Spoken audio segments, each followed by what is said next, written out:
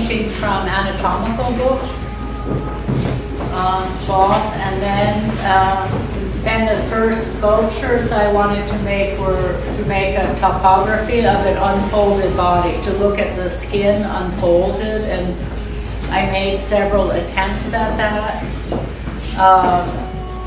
And then I was dissatisfied with them because they had no form, or it just didn't make any sense to me. And so then I had a neighbor who was very tall, a man, and I asked if I could cast his skin because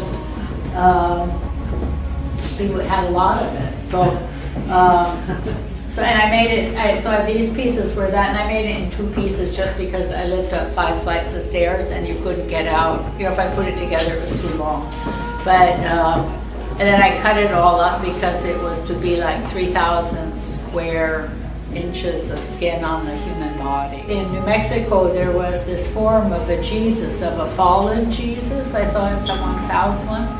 So I cast his legs to be the bottom part of the Jesus, and then he had to go to work.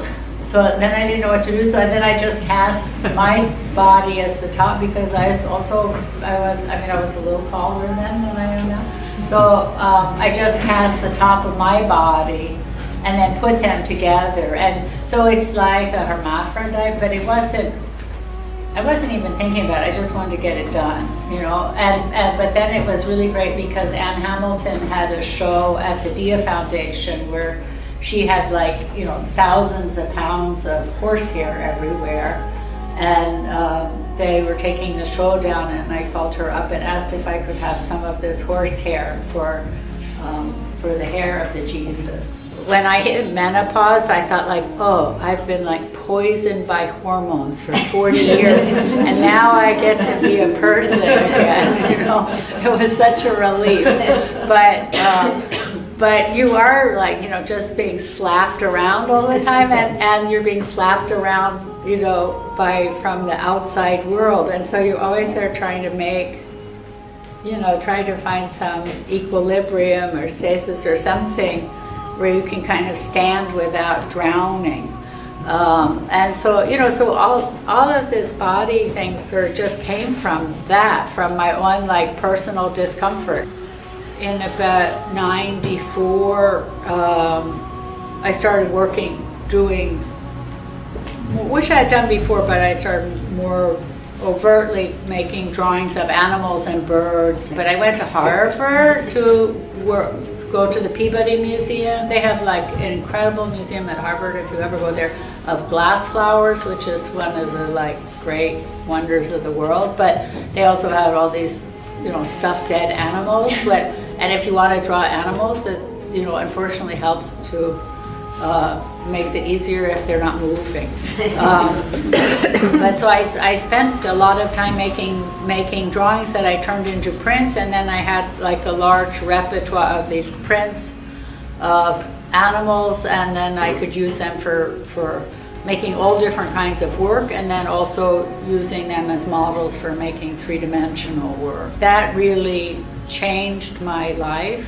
It changed me that I thought I don't need to be concerned about body things particularly anymore. I can go pay attention to the outside world, and then that sort of ended up mixing into fairy tale things or something. A lot of my work when I was younger was about that sort of where the boundaries of you were, or could you let go of those boundaries and see yourself in a larger,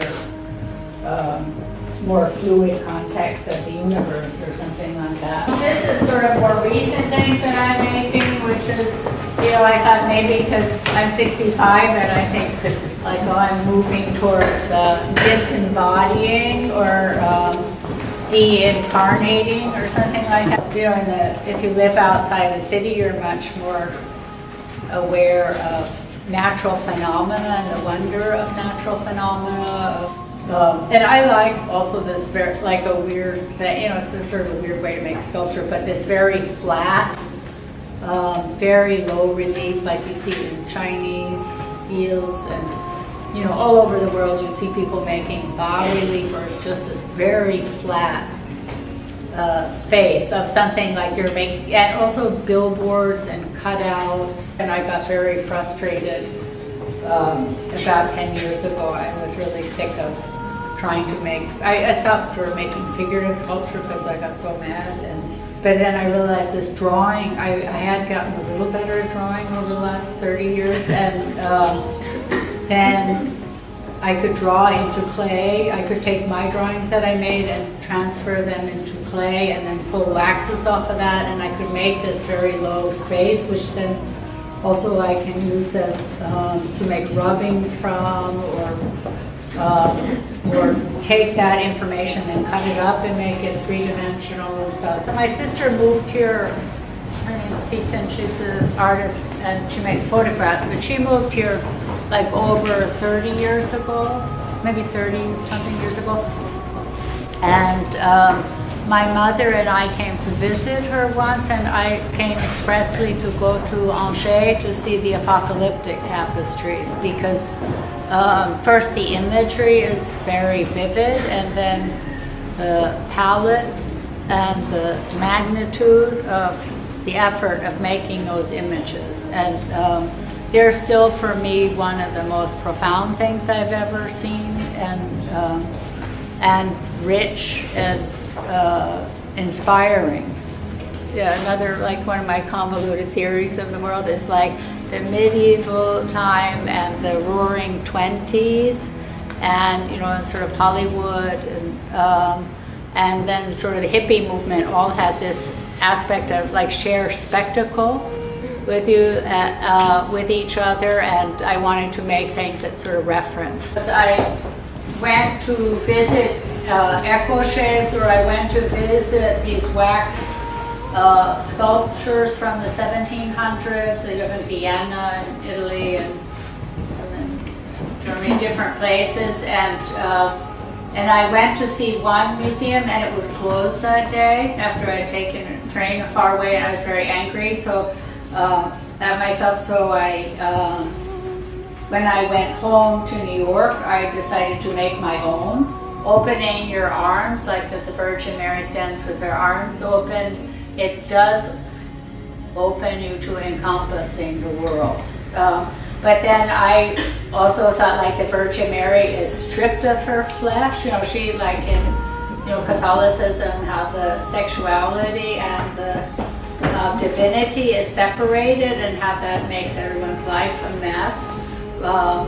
That, you know, she is like stripped of her flesh, but then it was sort of like her saying presente, like I'm here in the flesh. But one of my favorite sculptures in the world, which there are like thousands of, but one of them is Gauguin's sculpture that he made in Tahiti, and there's one where the Nasher collection has it, and the head is like takes up about half the body, not half, but a third of the body, and then it was made in two pieces, or cut in two pieces to go home, and then it has a little necklace of felt around its neck, and you see that its head is really cut off, but it's the most, you know, it's some wood, like hardwood, like linden. I mean, it's probably not linden, but it's a hard, very smooth hardwood, and it's just one of the most, and the body sways, and it's the most beautiful thing on earth, I think. And then this came from really the story of Little Red Riding Hood, when the huntsman cuts out the grandmother and the Little Red Riding Hood, and then she stands up, and you know, so for me, I was just interested to see what it looks like if you were stepping out of a wolf.